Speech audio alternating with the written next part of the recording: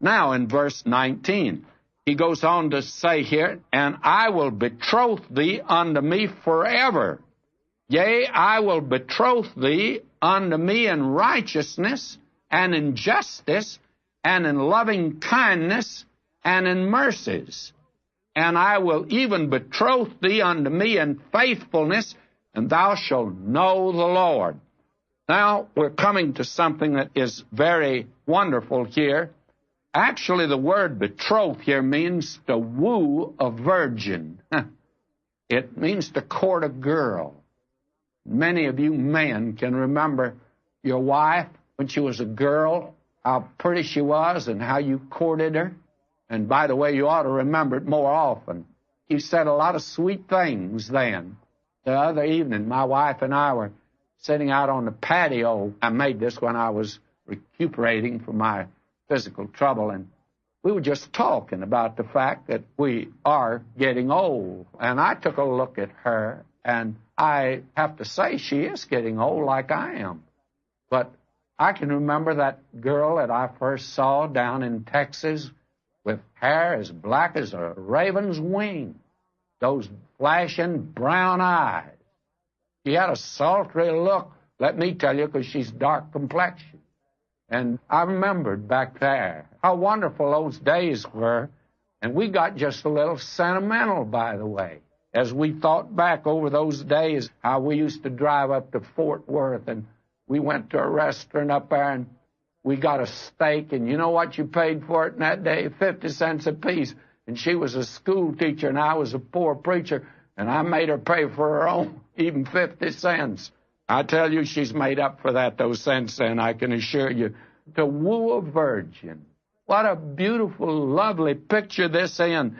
God says that I intend to win you, but how is he going to do this?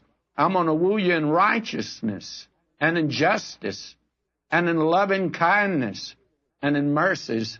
You see, there was mercy under the Mosaic system, too. You will find that there was love and law, and there's law and love also. You just can't absolutely segregate one from the other. This is lovely. And this, again, is one of the reasons that I do not think the present return of Israel to that land is a fulfillment of prophecy. Certainly not this one. God says, when I woo you and bring you back into that land, why, it'll be in righteousness and in justice and in loving kindness and in mercies. Israel is just like any other nation. Some think they are a little more brutal, but my friend, they're on the defense over there. You can be sure of that. And they have to exercise a strong defense system. They are not back in that land in fulfillment of prophecy. They have returned to the land, but they have not yet returned to the Lord. When they return to the Lord, there will be blessing. They have not yet done that. I'm going to talk about that just in a few minutes, at least if I get there today. Verse 20 now of chapter 2. I will even betroth thee unto me in faithfulness. Now, they never were faithful in the past. They're very much like the church in apostasy today. And thou shalt know the Lord. And they sure don't know him today. Verse 21, it shall come to pass in that day. Now, that expression, in that day, is an expression that I think is a technical expression, and it refers forward to the time of the last days as it pertains to the nation Israel. It refers to the Great Tribulation period and the coming of Christ to set up his kingdom down here. It shall come to pass in that day. I will hear, saith the Lord.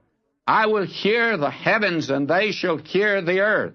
In other words, heaven and earth will be in tune, and Browning will be right in that day, and he's sure not right today that heaven and earth are in tune.